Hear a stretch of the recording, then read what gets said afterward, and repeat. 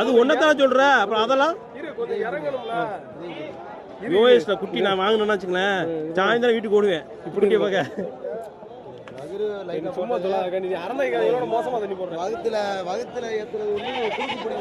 ஒரு 3 குட்டி கிடக்கு. என்ன இங்க நீங்க போட்டு கொண்டு வரியா அங்க அறந்தாங்கன்னா சந்த கண்ணு முன்னாடி ஊத்தி நம்ம வாங்க முடியாது. இப்ப டேங்க்ல சுத்தி சுத்தி நல்லா சொருவிடுவாங்க.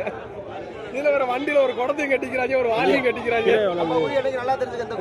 நமக்கு இது கிலோ எவ்வளவு? கிலோ எவ்வளவு? நம்ம கறி கொடுக்குறதா 650 ரூபா. கறி கொடுக்கவா இல்ல கறி கொடுக்க? கட்டுதானா 680க்கே வேற ஓட்டி விட்டாங்க. எல்லாம் வரணும்லப்பா, ஒண்ணு வந்தா பத்தாதுல. இதுல எது பாஞ்சு காசு, எது பாஞ்சுல கருத்துல உனக்கு தெரியல. இது வரும் ஒரு ஆளுக்கு 600 சம்பளம் கொடுக்கணும். 10 கூட்டி எடுத்தா 6000 சம்பளம் பிரிச்சு கொடுக்கணும். எல்லாத்தையும் கணக்கு பண்ணணும். கடையில 750 கடையில காக்கணும், இது 650 ஆக்கணும். இப்படிதான் தலையில் வேற இல்ல.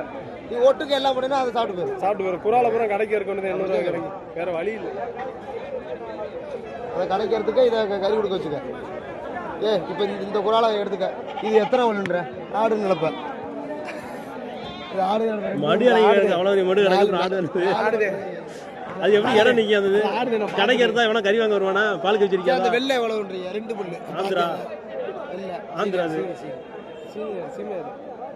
இது அந்த சீரியாட்டுக்கு முடி இப்படி தாண்ட